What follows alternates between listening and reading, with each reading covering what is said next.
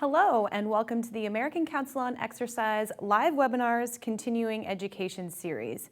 My name is Jackie Crockford, and I will be your host for today's live presentation. Thank you so much for joining us. If you are watching, remember you are watching today for free via YouTube. So if you have any questions during today's presentation for our presenter, you can type those questions into your YouTube chat bar. I will be monitoring those throughout today's presentation. Also, if you have any technical issues, you can type those in there and we'll get back to you and answer your questions in that chat bar. Remember, because you are watching today for free, you will not be earning continuing education credits. However, if you would like to earn CECs for today's course, you can purchase the recorded version of the course at the link provided on your screen. That's acefitness.org/pastwebinars. Once you purchase the course, a recorded version will go into your MyAce account. You will pass the quiz associated with the course, and then you will receive 0.1 CECs. Okay, if you're ready for today's course, let's get started. Welcome to your course, Active Aging. Help clients with arthritis manage their condition and thrive. My name is Jackie Crockford, and I will be your host for today's presentation. Joining me today is our presenter, Dianne McCaughey. Diane, come on out. Hey, Jackie. Hello, how are you? I'm well, thanks. Good. Thank you for joining us again. Always a pleasure. You are back to talk about arthritis. I am. Why is this something that's important for our learners to hear about? Well, I'm going to get into some, I don't want to give away my secrets, I know. but I'm going to go into some statistics, how many people have it, how much money it's costing our healthcare system, and how painful it can be, even for me on a personal note. Right. A lot of people have been diagnosed with arthritis and different kinds of arthritis, right, in our country. Yes. And so today we're also going to be working with Mona, our client. I love Mona. I just met her. I'm in love with her. Yes, we love Mona. She is actually our ACE receptionist extraordinaire. So if you have called in to the American Council on Exercise, likely you have heard Mona's voice. So she'll be here with us in just a few minutes, and we'll go over some exercises with her too. Definitely. Great, let's get started. Thanks so much. Appreciate it. So I'd like to welcome everyone. I'm excited about this workshop on arthritis, mainly because of my own personal experience. I went to my first orthopedic at age 11. I had a tracking disorder of my patella. Back then, nobody really knew. Had my first knee surgery at the age of 18. Since then, I've had 3 knee surgeries, 1 hip replacement, and my other hip is not so great, only because I didn't have the education behind me. You know, we always wish, oh, I want to go back if I knew then. But it is what it is, and so we move forward, and I'm hoping that today I can help you, and I can help you with your clients. So let's get started. On the learning objectives, as you have already seen, we're going to define a bunch of different kinds of arthritis. We are going to understand diverse methods to manage them, and we're going to apply coaching strategies so that you personally can create client-specific programs to enhance the activities of daily living and improve someone's overall function. Wow. Big word. What is arthritis? And as Jackie said, there's many, many different kinds. So let's look at some definitions. It does refer to joint pain and joint disease. There are over 100 different types of arthritis. Now, Jackie knows I'm very winded. She had to scold me already today. Too long, too much information, but when you're passionate about something, you want to give it all away. So I'm going to try to squish this into an hour as best that I can, and if you need more information later, you can certainly contact us, and we will be more than happy to help you. So 100 different types. We're only going to cover 4 because of a time restraint, but the ones that hopefully you will see more in your practice.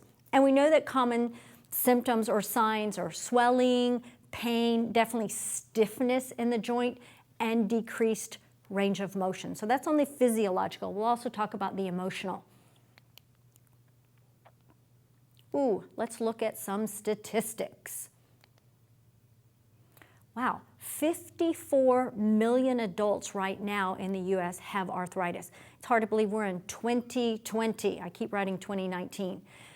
And in 20 years, which doesn't seem very long, 2040, we're going to have 78 million plus, which means there's a rise of about 33%. So this is something that we need to pay attention to because it's not going away. It's going to increase. Almost 2/3 of the adults in the United States with arthritis are 18 to 64 years of age. That means they're working. That's me. I'm in that category. I still have to go to work, especially being in the fitness industry. It's kind of a conundrum and unique, but it also hopefully makes me a better coach. So it's not necessarily old people that have arthritis, although we do know that when people have arthritis, that this can increase with age. Approximately 300,000 babies and children have arthritis today, so it's not biased. Doesn't matter necessarily about the gender, the age, the race, we have arthritis. It is the leading cause of disability right now in the US. And once you're disabled, you lose part of your independence, and that's what we don't want to happen. One of the most 5 costly conditions in the US. And that's because it's just not the arthritis, it's the medication, it's the doctor visits, it could be surgery, it could be rehabilitation, maybe going and having to stay at a rehabilitation facility. So it's an ongoing conundrum. More common, sadly, for me, in women than men. And we'll address each one, and some of that changes depending upon the type of arthritis. So let's look at the 4 types that we're going to talk about today. Osteoarthritis, and I'm going to explain each one of these in depth. Rheumatoid arthritis, which Mona has, so we'll get some insights from her. I have osteoarthritis. Psoriatic arthritis, which we didn't really even know about till Phil Mickelson, the famous golfer, got on television, started talking about it and promoting certain pharmaceutical drugs that has helped him. And then gout. Remember, there's 100 different types. This is 4. So let's look at osteoarthritis.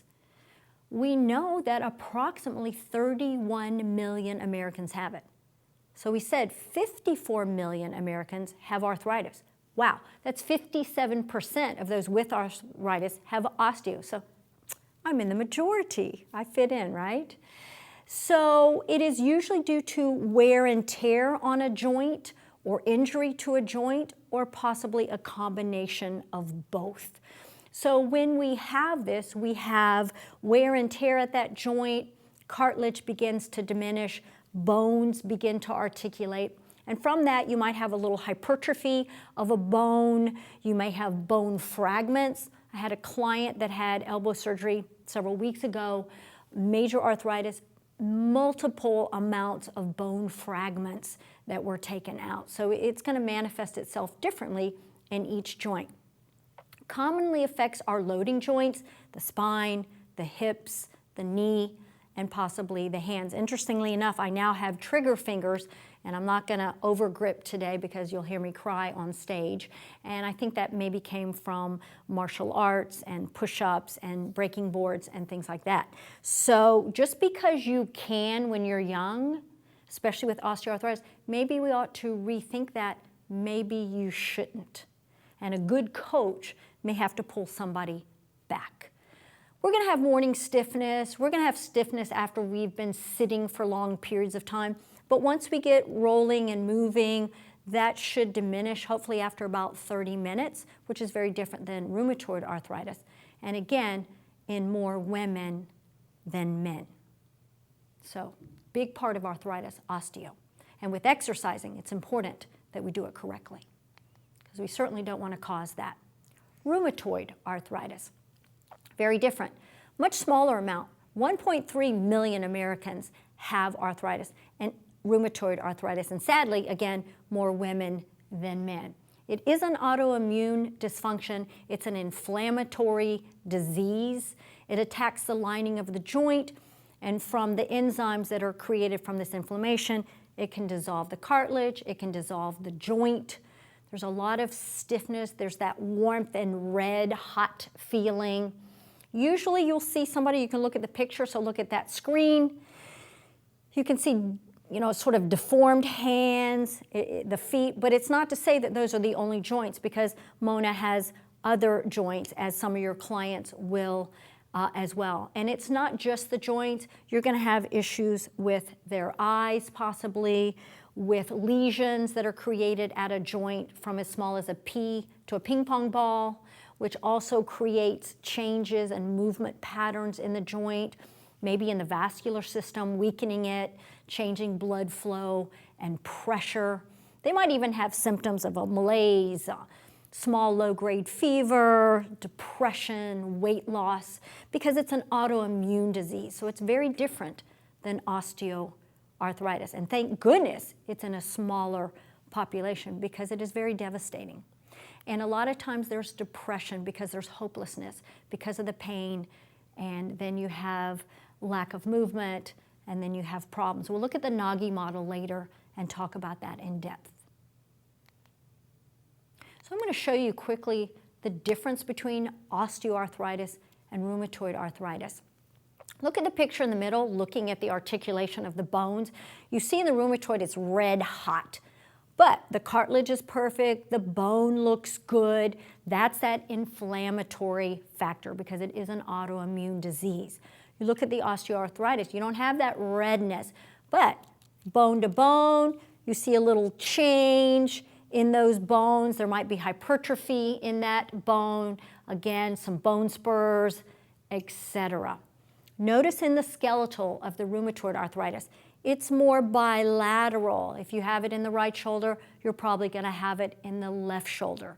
As in the osteoarthritis, it's not. It's single joint depending where the injury and that wear and tear is. The stiffness of the rheumatoid arthritis is going to last a lot longer than somebody who has osteo and starts getting moving. So they are certainly very, very different from each other, and it's nice for you to understand that. And the client may not even be aware of it. So the more educated you are, the more you can educate your client and empower them to do something about it. That's our job.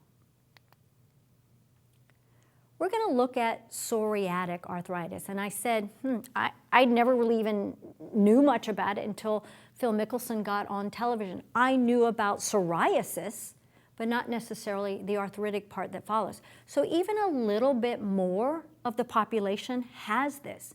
1.5 million Americans as compared to 1.3 with rheumatoid. Rheumatoid, definitely more women than men. In the psoriatic, just slightly more women than men. But if you have psoriasis, 1 in 3 people that have it will have the psoriatic arthritis, which is even more of a complex state. The immune system attacks the healthy cells, causing inflammation and an overproduction of the skin cells. So if you look at your screen and you look at that photograph, you're going to see a white, flaky, silvery type skin issue. And remember, if you have that, a lot of times when you're looking on the television, you see those commercials, there's a lot of emotional aspect that goes. There's a lot of embarrassment and things like that. So it's important that we understand how the client is feeling and what else is involved besides pain. There is going to be pain and swelling, a redness in lots of different joints, knees, spine, the toes and fingers, the ankles and the wrists. And the fingers and the toes can get so inflamed that they almost have a sausage-like appearance. So you can imagine how uncomfortable that would be to have that. You might even see a change in the nail bed where there's a depression in the nail, little marks, or maybe even a detachment of the nail. Again, an autoimmune disease. They may also have something with their eyes as well. So in the rheumatoid, it's more in the white of the eyes, some vision changes. Here, it's more in that third layer of the eye. You'll see that inflammation. Besides that, you might not notice a lot, but the client may have some blurred vision, or they may even see black spots floating around. So again, autoimmune, it's not just the joint. There are other health issues that enter in, and it's important that you understand that. Gout. Interestingly enough, look at the number of people that have gout. That was actually a surprise for me. 8.3 million more men than women. However, we're finding that more postmenopausal women are getting it. So when you look at the age bracket, rheumatoid arthritis is about age 40 to 60, psoriatic arthritis and gout is going to be around 30 to 50, so about a decade earlier to possibly get these.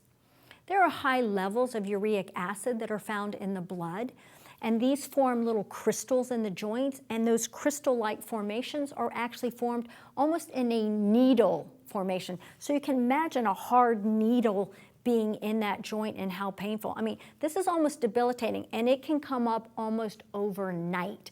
You can see that picture, that toe. It's mainly found in the big toe, but certainly I've seen it in the ankle, the knee, the elbow. Saw it in a wrist, and the doctors were like, well, it's usually not in the wrist, but at least the client knew, yeah, this is definitely gout. In the wrist, maybe the fingers. So there's medication that can be taken. Definitely daily exercise on a full-time basis can help bring down the level of which and the amount of time that they get this. Certainly limiting nutrition like red meats, sugary beverages.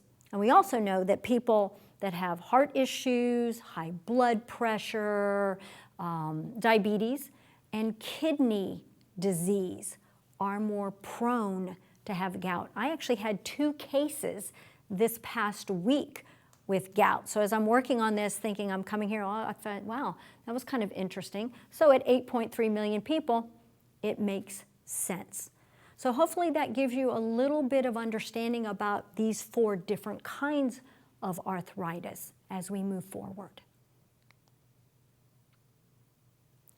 Well, how do we manage these arthritis, and what can we do as fitness professionals?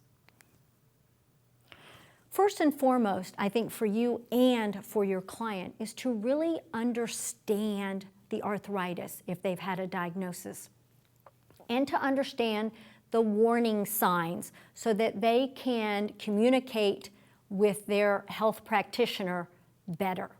What kind of pain are they having? Is it constant? Does it come and go? Is it short-lived after they've been inactive for a while, then it goes away in 30 minutes? Is it bilateral? Is it more unilateral? What kind of symptoms are they feeling? The swelling, does the joint become red and swollen and warm, which may be more of an autoimmune issue than a wear and tear. The stiffness, as we talked about, long-lasting, short, when is it? How long does it last? And, let's find out what's happening with moving that joint. How difficult is it? Where is it? How does it feel? So that's where your coaching benefits come into play, to ask the Socratic questions and gather that information from your client. Very important. Ways to manage arthritis, and I could talk for 3 days on this, but I know Jackie will be back there giving me the finger, hurry up. So, the client's kind of at a loss. If they're not an assertive person and they haven't done a lot of reading, and we know sometimes the internet is a good thing and sometimes it's a bad thing. So do they use cold? Do they use hot? Certainly you having resources where you could go talk to people or doing some research on yourself can help. But we'll talk about our scope of practice as well. Do they need physical therapy? What kind of medication are they on? Are they on supplements? What are the side effects of that medication? Is there any interaction with the meds that they're taking for the arthritis, other medication, and or over-the-counter supplementation? You may be the only one stepping back and looking at this holistic picture for this client. And what a great thing for you to be able to do. So we are spurring you guys on, and that's why we're here to help you. How much pain are they in? What's their emotional feelings behind it? Do they have support? So one of the things that Mona told me this morning, my client that will be coming out, is when she had RA, 7 months ago, she could barely walk. Walking from one building across the street to another to work, she would almost be in tears, and she felt hopeless. But working at ACE, wow, what a great support system she has here to gather information for people to say, hey, you don't have to go out and run a marathon. Just get out and just walk around the circle. Start moving a little bit at a time. And you'll see she's doing fantastic. Does this client need some kind of injections or shots? Who in your area might be your best practitioner? So I have a big referral system around me, and I know good ones, sadly, and bad ones. So do your homework, do your due diligence. You're going to take the holistic approach because you're going to look at this entire picture. The physiology of the client, what's going on with them physiologically, what's going on with them emotionally. That's part of your coaching. What kind of support devices do they have or need? Sometimes I demand that my client go back to the doctor and say, do they need a cane? Do they need a walker? So a lot of times the ego gets involved, and I always tell them, you're going to look younger walking upright and better than gimping. You're going to look younger using a cane. But then sometimes they self-medicate. They go to the drugstore, they buy a cane. It's too tall, they have it in the wrong hand, they're not using their walker correctly, the walker's way out front. So you can do a lot of educating. I tell them, bring your cane. I had one gentleman not too long ago use his cane. I said, 2 weeks, that's all I'm asking you. His back got better, his mechanics and gait got better because what you practice, you get over time, and that's the neuromuscular system. Do they need to lose weight? If you're not a big nutrition expert, then refer them to someone that can help them.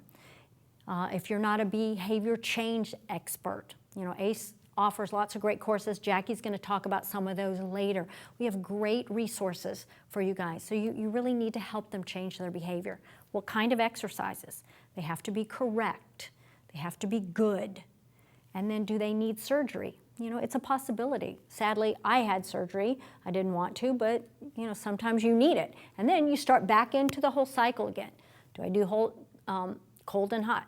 Do I have to go to a physical therapist? What kind of drugs do I need? And so really helping them through this whole process. Lots and lots to do. Well, I said we would talk about our scope of practice. You can't diagnose, well, you have rheumatoid arthritis, or now you can educate them and says, wow, it sounds like it's an autoimmune disease. Always send them back to the healthcare practitioner.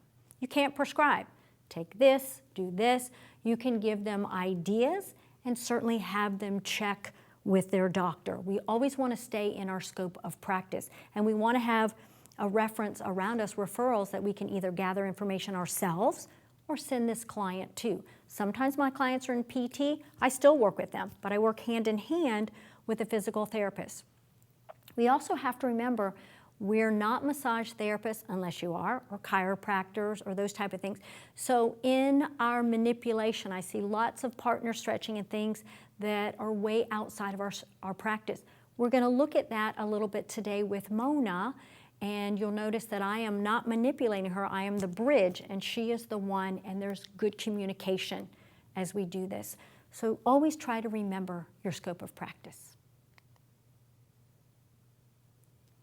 What kind of exercise testing do we want to do for arthritis? So let's look at some ideas. You don't necessarily have to do a physical test. A lot of it would be maybe subjective observation and getting some baselines.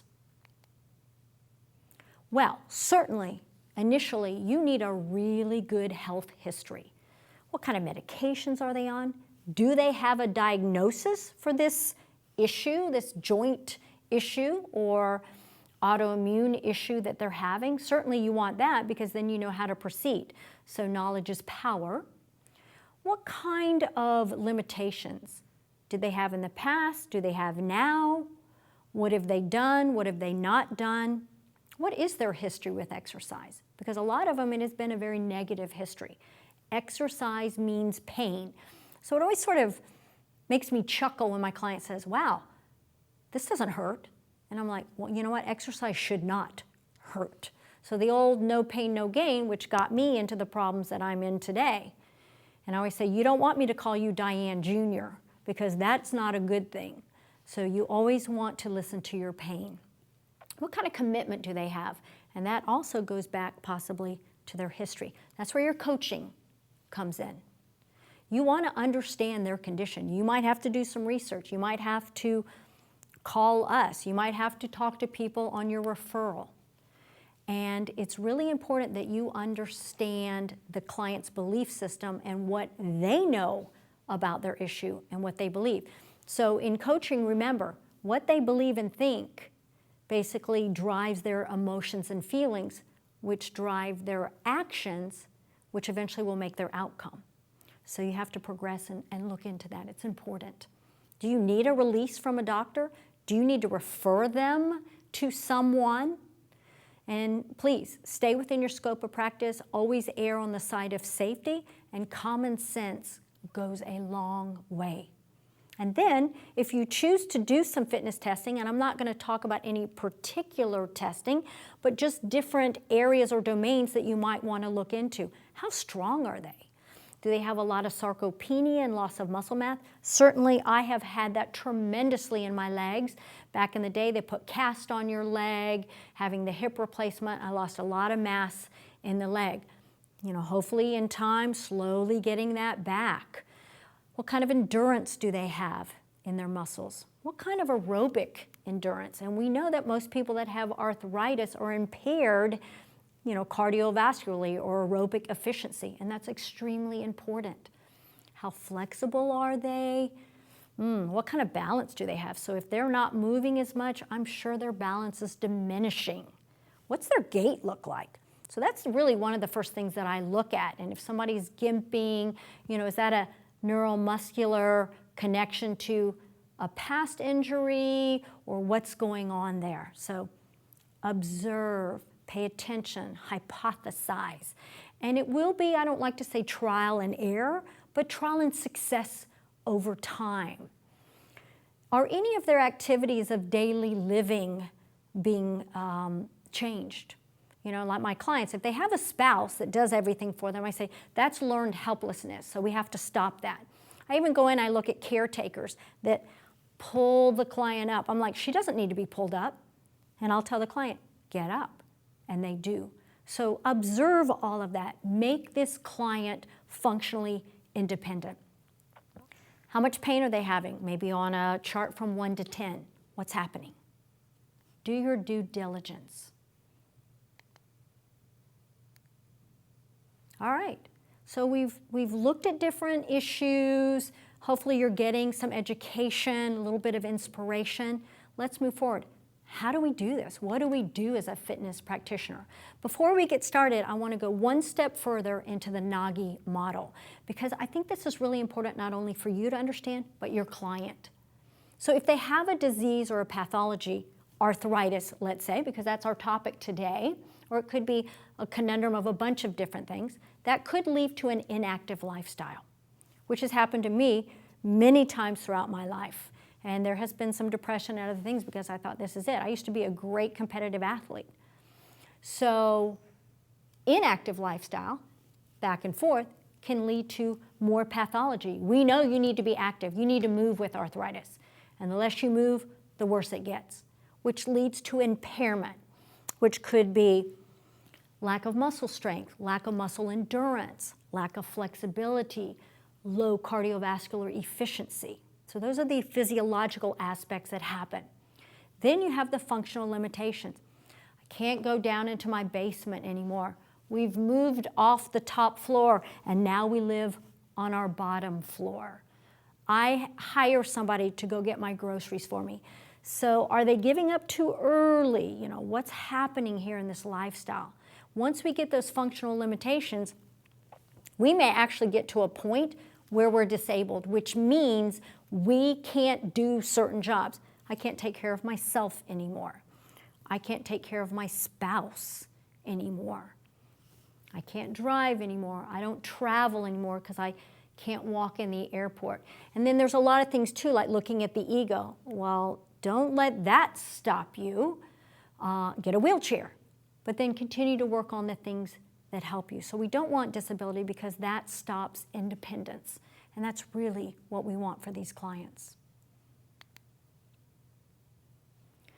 Let's look at some recommendations. And it's not necessarily just for osteoarthritis and or rheumatoid arthritis. It's any of these. So what should an appropriate program emphasize? So again, we're looking at philosophies, not specific exercises. You are to apply these to different exercises. They need an appropriate body weight. So again, we had talked about that. Help them lose weight, behavior change, good nutrition. Remember, nutrition is 80% of it. You're only selling 20% of the pie, but you can look at the holistic picture of all of this. You want to have good posture and alignment, and I cannot emphasize, there we go, how's that? I cannot emphasize that enough. And I think that was part of my problem. I had a tracking disorder. I think that's why I ended up with a hip replacement, because of that kinetic change. Athletes and over-exercisers are probably the worst compensators out there. We can get the job done. You know, we say the muscles will do whatever you ask them, but then again, the bones begin to follow over time, and then you have this, asymmetry in your body, rotation and different changes. We don't want that. So we have to think about that. If you can't do it in good form and alignment, it's too difficult. You need to regress. We're great about progressing. Do we know how to regress? And what? You want to develop good muscular strength, because we know that a stronger muscle can help support, and we want a little bit of power. We know as we get older, as we're more inactive, we lose a large % of our fast twitch fibers. And those are the ones that get us out of a low chair. Those are the ones that get us off the toilet. Those are the ones that help us up the stairs and up ramps. So I notice that when I'm getting off an airplane, if that ramp coming off that airplane is pretty stiff, wow, I still feel that. So I know I need more power. But for somebody who has arthritis, that's difficult because I don't want to impact. It's too painful. I can certainly do that in the water. I can certainly work speed on elliptical or maybe a bike. But we have to look at resistance, speed, dynamics, all of that. Correct movement during the function. It's body alignment, checking how much speed is on there. So we're looking at the total volume. You don't want to turn all those knobs up, and we'll look at it specifically. And you want to perform functional tasks that really help you with cardiovascular fitness. And that's what's really lacking with a lot of people, because they're just not doing much. Resistance training, also very important, which sort of goes along with what we just talked about. So we'll be specific here, and then we'll look at cardiorespiratory as well. We need it at least 2 days of the week, and they're saying moderate to greater intensities. So for somebody who's disabled or frail, that could be a little 2-pound dumbbell, but it's all relative to the starting position. They should feel fatigue when they're done. We want to lower resistance. We want more repetitions. We do not want to irritate that joint or have pain. And individuals will respond very differently. You're going to see with Mona things that, I'm doing sort of a trial and success over time. How does this feel? And what feels good for one exercise with one equipment doesn't feel good for another. So you're going to have to do a lot of coaching and experimenting, but it does pay off. So 2 primary factors: range of motion and the amount of load that you give it. And certainly speed can also enter into it. However, we do know statistically and scientifically that power training has been shown to be safe and effective. It does not have to be with explosive impact movements, just making people move faster than they originally move. So your creativity and your good coaching, I believe that you can certainly figure that out. For me, it's the water, it's more tubing work, it's more of the cardiovascular machines where I really don't feel the knee and the hip like I would on dry land. So we said that we would look at cardiorespiratory training, very, very important, and we know that most people are very inefficient in this, and it should be dealt with. Even if you start out slowly, 3 minutes, 5 minutes. Mona told me she just started walking the circle, and now she's up to a good 30 minutes, which is fantastic. I always say, who won the race? The tortoise. Slow and steady, baby. A little bit at a time.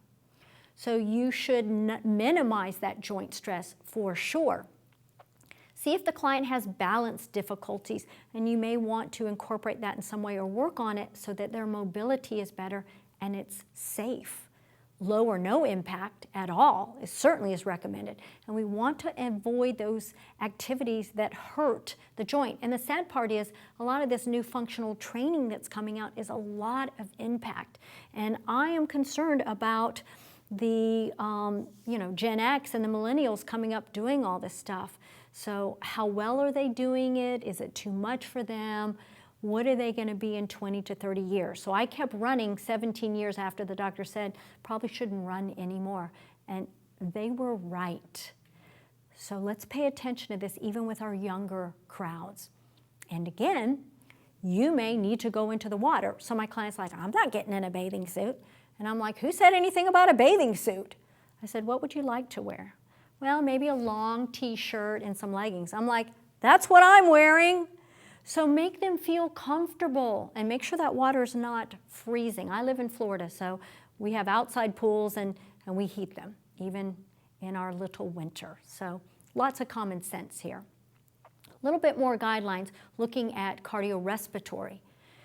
Even people with chronic conditions and disabilities should do aerobic activity. And here we're still trying to get them back to what we think is healthy for an adult, 150 minutes. So, wow, you tell somebody that's not moving at all, it sort of freaks them out. That's 30 minutes 5 times a week. That's a lot. But it's a goal. It's something that we can work our way up to. That's for moderate intensity. If they can do vigorous, which maybe one day they can work up to, less time, about half, 75 minutes, or you could do some kind of combination, maybe in some type of work recovery ratio where they're doing that or incorporating that into maybe a circuit training. You know, you'll have to figure it out. Be creative, be thoughtful, and really communicate with that client. So let's look at physical activity. We know that it has a lot of benefits, and we know that people that have arthritis need to move because they will have decreased pain if the movements that you select are appropriate and if you do some coaching. It does delay disability when you go back and look at the Nagy model. That is what we don't want, is disability, because then your independence is gone. You want improved function, whether it's strength, cardio, or some of your skills, such as balance, such as power, agility, being able to deal with life on life's terms, because sometimes life moves pretty quickly. We know it's going to improve your mood, not only from the biochemical things that happen, but because people begin to feel more hopeful. They feel their independence coming back. They can do more things for themselves. Who wants somebody taking care of them all the time or being in pain, right? And it does enhance our quality of life because it is about being independent and having our independence. Let's look at some special considerations, which sort of ties up everything we've talked about today. So during that exercise period, you probably need a longer warm-up and cool down. Maybe 5 to 10 minutes. You're like, oh my gosh, that's my whole program. Have them come early. Teach them how to do things. Remember, this is about independence. Give them homework. Don't put a ring in their nose and drag them around. And you'll learn that, doing more coaching. Some you put your arm around, some you kick and push a little bit. Some, I have to pull my athletic people, whoa, get back here, you're gonna have injury. Perform the exercise slow and steady. Watch that impact, good alignment and form. You may actually need to rest between sets. Breathe in a normal, deep pattern. Don't hold your breath, because a lot of times people tense up. They tense up when they grip. All of that makes that arthritis worse. Good shoes, good surface. Remember, we did high impact aerobics on cement floors. Maybe that's part of the conundrum we're suffering as the baby boomers. And you want to increase length or number of reps over heavier weights, etc. Remember those volume knobs, one at a time, and it's going to be trial and success over time. Listen to your body. That's one thing that a lot of people don't do. I didn't do that. It was harder, faster, more. That's how I was raised. Go get it, girl, push. Maybe that's not always the best thing to do, and I'm learning that through wisdom and age. Sadly, I wish I would have learned that 30 years ago. You got to move. You got to move those joints. But you may want to stop or certainly reduce the volume or modify that movement. Try the modifying and the reducing first, or change the exercise. There's a million ways to skin a cat and tons of exercises. Avoid strenuous exercise. If your client has a flare-up, and I have a woman that has a lot of rheumatoid arthritis in her hands, and maybe I have a upper body workout that day. As soon as she walks in the gym, this is all she does. I'm like, uh-oh, okay, no upper body for you today because she can't grip. But we'll look at some alternatives to gripping. 2-hour rule, very important. 2 hours after exercise, if your client is still hurting more or they're still having a lot of pain, you probably need to reduce the volume, do some modifications, because what you did that day may be too much. We cannot emphasize the coaching.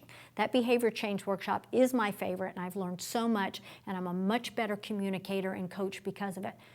Find out how they're feeling as soon as they arrive. What's bothering you? During the exercise, get some feedback so you know how to modify and change that exercise. And certainly have them take note after the exercise, 2 hours after, the next day, so that you can make some constructive changes to that program design.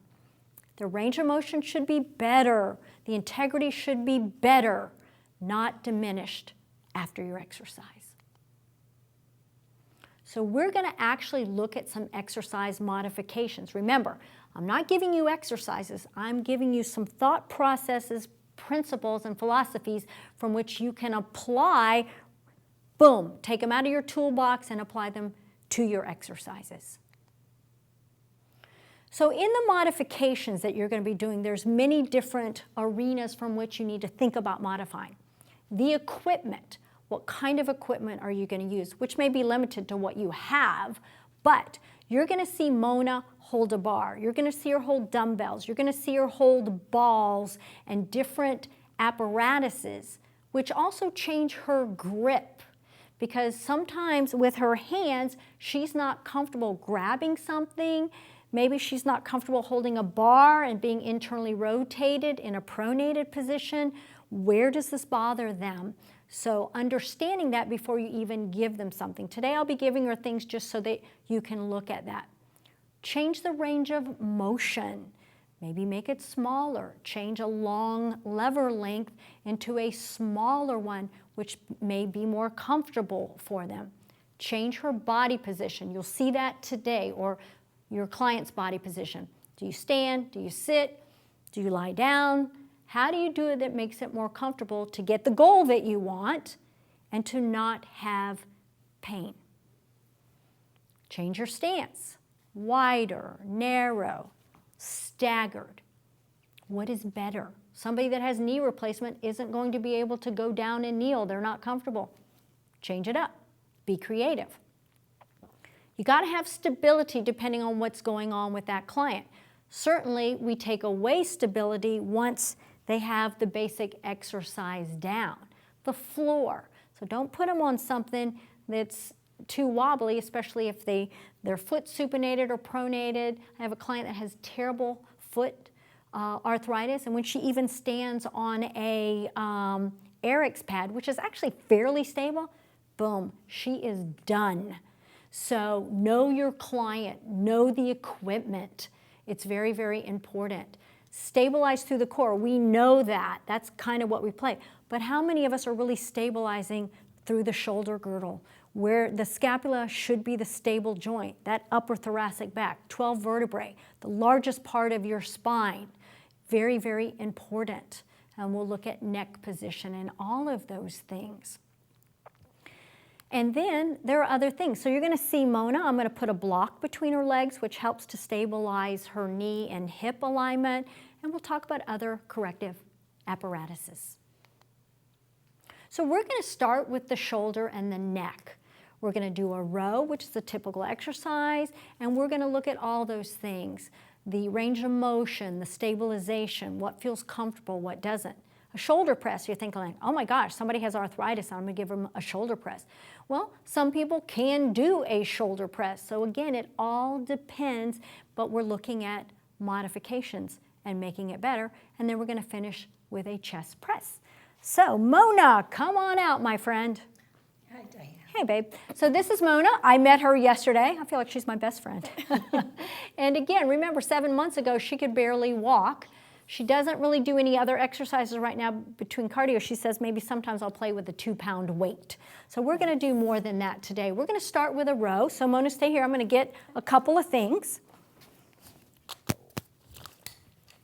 So we tried 2 different types of tubing yesterday. So we're going to start with a regular handle.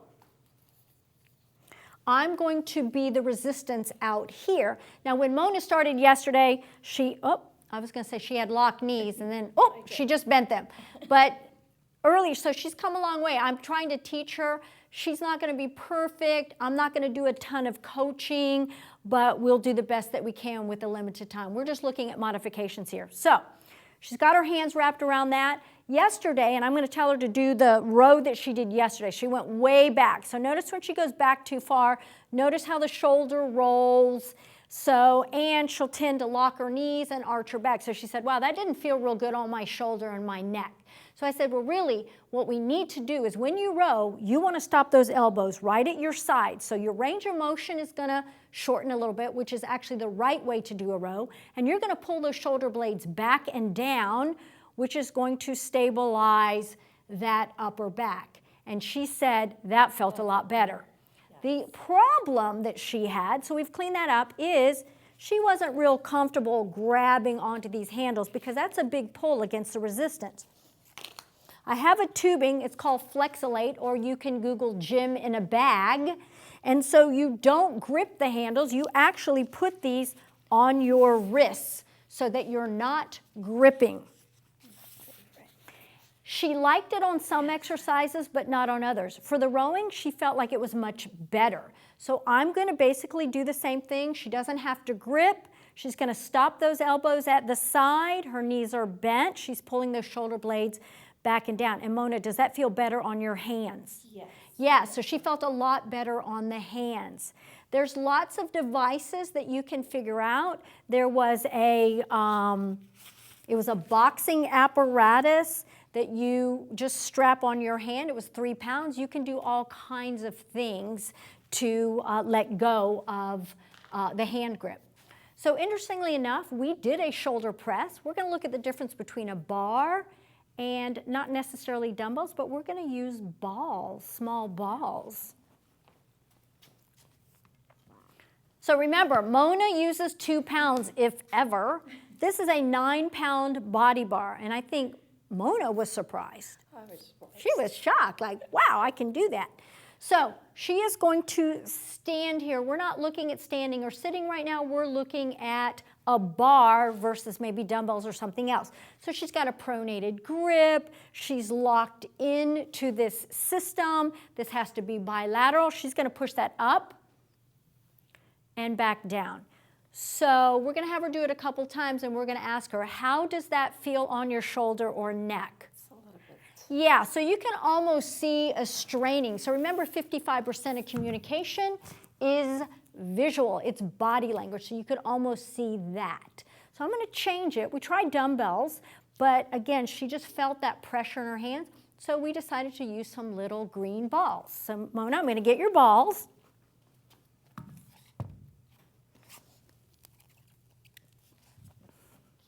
So these are 4 pounds, which are a little bit lighter than the 9-pound dumbbell. So Mona, you're going to bring those up as if you were doing the bar, and you're going to press up and down. So, yeah, so head straight. Bring that head forward, good. The knees are bent. Okay, breathing. How does that feel relative to the bar?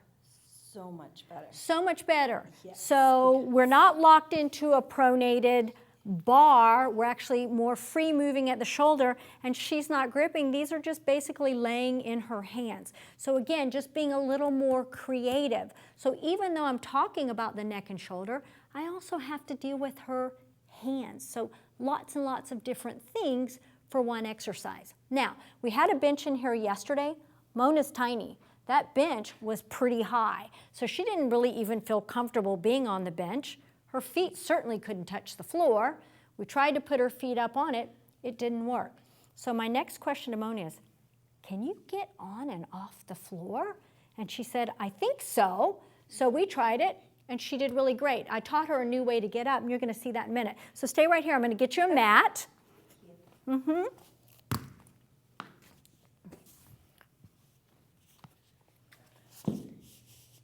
Okay, so Mona, go on down. So she got down very easily, nice and controlled, felt very comfortable yesterday. And then the hands, I'm going to give you a bar. So we're going back to the bar, which she actually felt was a little bit easier, certainly than pressing over her head. So again, you're in a pronated position, you're locked in. Now the nice thing about putting her on the floor, because of shoulder and range of motion, those elbows stop at the floor. So you should certainly have some distance between the bar and your chest. You still want those elbows to stop at the size of your body. So this is a great place to have her if she can get down. So go ahead and press that up a couple times. She said that felt better than going over her head, but a little bit uncomfortable in the shoulder because of the grip. So instead, she was actually comfortable using the dumbbells here versus using the dumbbells to press over her shoulder. So Mona, go ahead and try those. And notice that she's more in a neutral grip instead of being pronated and internally rotated. The other thing that she said to me is like, wow, I really feel this a lot more in my chest than the other one, and that's because the range of motion is greater. She's able to go deeper into horizontal adduction as she comes over the midline of the body. Now, we're gonna watch Mona get up because getting on and off the floor may be something that you need to spend time teaching your client. So she's going to come and put one foot up in front, move her hands around to that back leg, and stand up quickly. Mona, thank you. I'm going to let you take a rest, and I'm going to move forward. Very nice.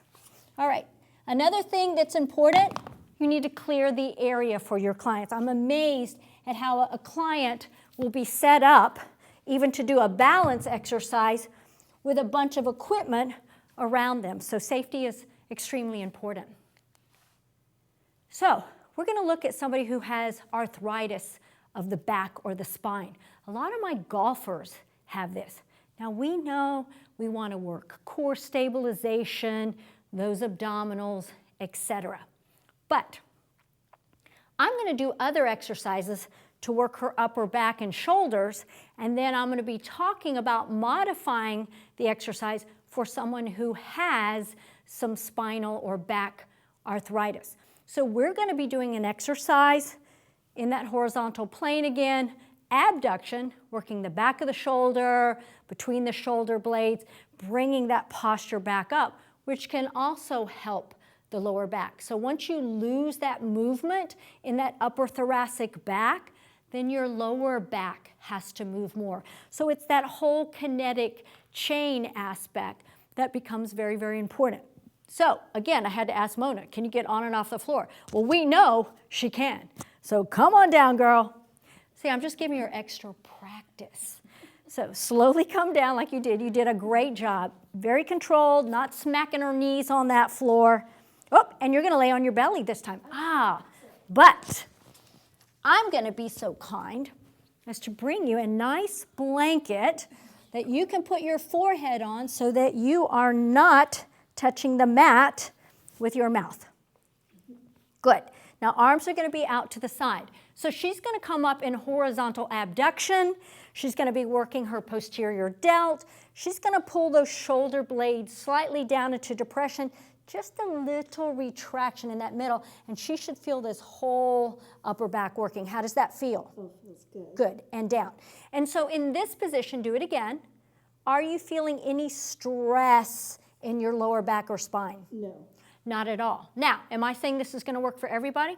It depends on the client. Here, she actually felt better than she did doing some other positions. And this is a great way for them to get in touch with those muscles.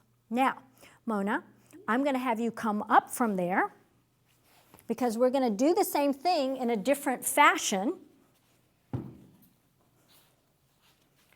Yay, everyone at home applaud. She is doing so great getting on and off that mat. Now,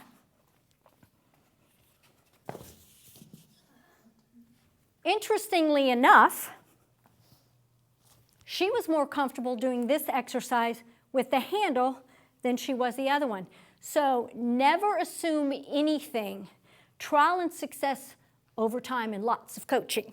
So she's going to get in a good stance. She's learned to bend those knees. I'm going to be the resistance out here. Straight arm coming across. Boom. So this is an anti-rotation exercise. So this is a great way to work the core as well as the upper back. However, she was saying yesterday that this sort of bothered her lower back and she had a hard time doing that. So what we're going to do is, hang on to that for a second. I'm going to bring her a chair. So we're going to actually change her stance and take some of the load off that lower back. I'm going to do the same thing. Now, she's doing a good job. She's sitting at the front of the chair, which she wasn't yesterday, but she can still use that core to sit upright. Good. Head forward. Try not to rotate. Keep those shoulder blades down. Now, Mona, does that feel better on your lower back? Yes. Much better on the lower back. Now, if I felt like, that was pretty easy, maybe I could have her stand and regress the exercise in some other fashion. So hop on up, girl. So this time what I'm going to do is I'm going to change the range of motion and the lever length. So instead of coming all the way to the front, all the way to the side, she's going to bend her elbow as if she's bringing that elbow around to hit somebody behind her. Now make sure you don't rotate. So use those abs. Support that lower back, and not having such a long range of motion in that lever, does that feel better on your lower back? Yes. Yes, it does. And again, I could do a lot more coaching, but I think you guys are getting the idea of different ways of doing some modifications. All right, Mona, hop off. We got one more to go. So we are going to look at the knee and hip. And this is a big one with arthritis. A lot of times somebody comes in, it's like, okay, let's start a freestanding squat. Put a bar on somebody's back and off you go. So we're going to actually look at how Mona feels when we stick that bar on her back. And then remember, she's got some shoulder issues, she's got some hand issues. It's just not the knee. Then I'm going to modify standing and sitting in a chair. Maybe that's too easy. And then putting her in a wall squat. So Mona, come back out. Face the audience. I'm going to put this bar on your back. And then just notice when she's holding that, does she look very comfortable? No. Not at all. So she feels that in her shoulder, she feels that in her neck, and it's actually visible. So I may say, not even wanting her to do some squatting starting out, I'm going to have you stand and sit from a chair. So Mona, have a seat.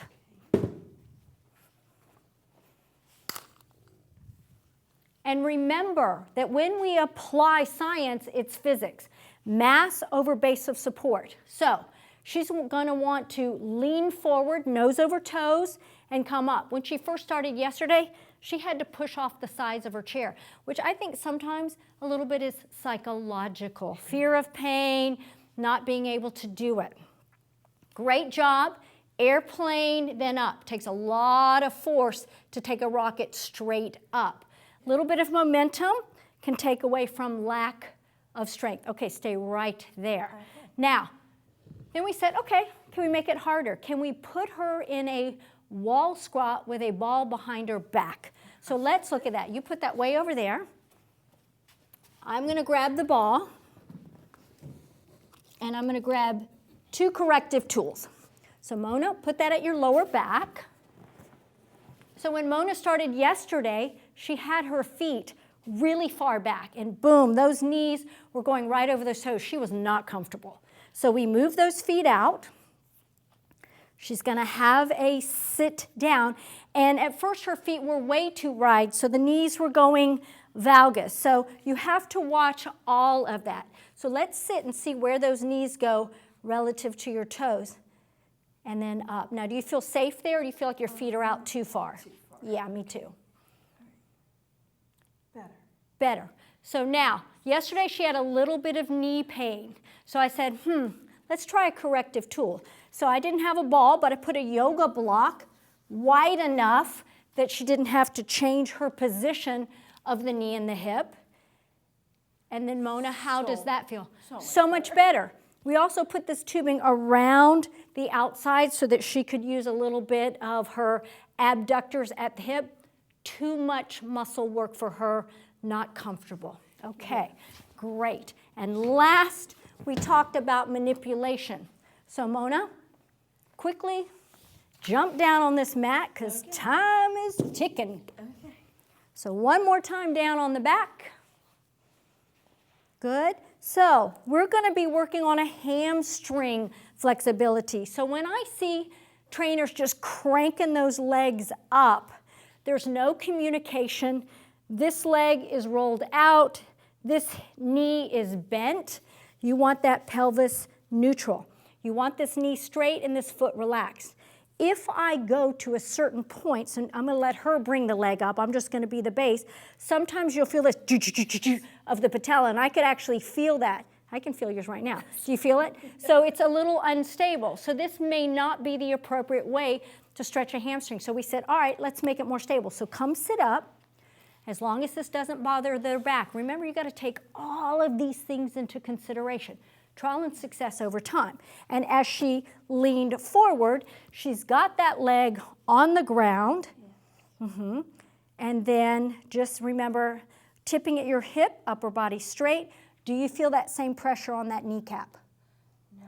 Not at all. Feels much better. All right, let's watch Mona get up one more time. So she's had lots of practice. She will be our professional floor getter, upper and down. Boom, see how easy she did that? Yay! Mona, thank you so much for helping us today. We'll see you soon. Jackie, come on up.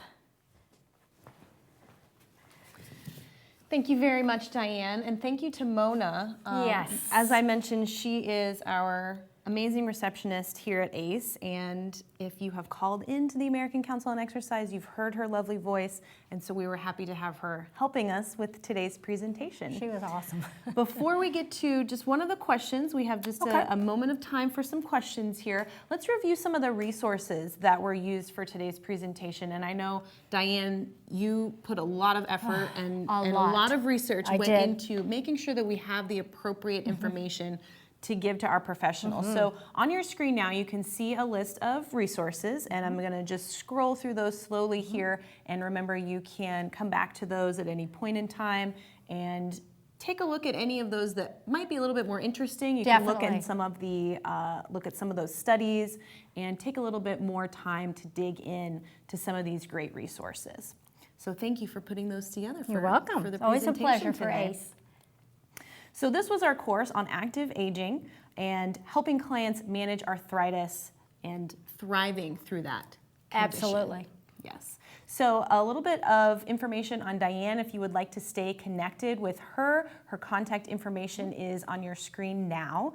And remember, if you have questions for Diane and for the today's presentation on the topic of arthritis, you can message her those, or you can put your comment into the chat bar that we have going on right now on our YouTube channel or on our live Facebook page as well. And I always say, just put a student in the subject so I don't think you're a stalker. That's right. We want to know where you're coming from and know that you enjoyed today's presentation. Yeah. Great. So as Diane mentioned, there are a lot of courses that ACE has that you can find a little bit more information on this topic, arthritis, working with active agers, and helping those clients with things like arthritis to thrive and manage their condition. So a few of those courses are listed on your slide right now. That's our Functional Aging Specialist Program, and that does come from the Functional Aging Institute that Diane mentioned as well. We have the ACE Senior Fitness Specialist Program, as well as the Buff Bones Instructor Training, which goes into a little bit more detail on arthritis and osteoporosis as well. Fantastic. Also, I know, Diane, you mentioned some of the live workshops that we have, the behavior change, the movement workshop, metabolic, as well as the metabolic, and just all of that information, collecting it, gathering it, and then applying it appropriately to those clients that need it. Yeah. Right? And then also your new course online. That's right. We do have our orthopedic exercise specialist program now, and that goes into great detail as well about how to help clients with things like arthritis, but other musculoskeletal issues. Absolutely. So remember, you do need those continuing education credits to maintain your certification. So if you would like to learn more about the CEC Club that ACE offers now, you can do so on the ACE Fitness website, where you can get all of your continuing education credits for 1 year at a low price. So let's take a question or two here just from our live viewers. And one question that came in, and I think this is a great one to kind of overall sort of wrap this thing up with a nice bow, is when we have a client, say like Mona, that comes in and says, you know, I'm having these pains, I'm having these issues, I'm not sure what's going on. At what point do we say, you know what, maybe we need to see somebody else about that, right? Where do we draw the line between, okay, you're having some aches and pains today, great information to know, we're going to modify, versus let's get some other help in here? Yeah, and that is a really gray question. I don't think there's really a black or white answer. I think through more initial history, asking them questions, more coaching, what do they know about it? Have they ever had a diagnosis? So some of the things I had mentioned earlier, and I think again, it's that collaborative communication between you and the client to decide what together you think is best for that client. Right, so you mentioned the coaching aspect.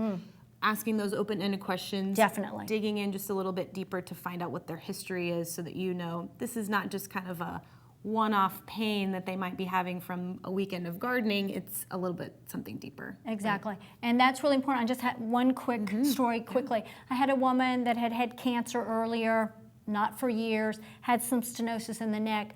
The program that we did was so benign and so easy, I knew that her back should not have been bothering her. So I kind of scratched my head, and she said, called me the next day, wow, my back's bothering me. I said, okay, take it easy for a couple of days, call me back. She called me back, my back is worse. I'm like, this is not from the exercise, you need to go to the doctor immediately. And she had multiple myeloma of the spine. Yeah, so pay attention, err on the side of safety, for sure. When in doubt, refer out. Amen. Right, great. So again, if you have any further questions for Diane, you can reach her at her email, or if you would like to continue the conversation today, we have our live Facebook chat up available on our ACE Fitness Facebook page as well. Remember to join us again next month, and we will be talking with some great in-house experts from the American Council on Exercise about the ACE Mover Method as well. And you can remember to buy this course. If you would like to continue your education and get those CECs, you can do so by using the link provided on your screen. And here is that information about next month's live webinar, where we will be learning about the ACE Mover Method from our scientific advisory, education representatives, and great health coaches that are here in-house. So make sure and join us for that next month. Remember, you can connect with ACE a variety of ways. Make sure to join that Facebook chat and connect with Diane as well. Love for you too. Thanks so much for joining us today. Let's get people moving.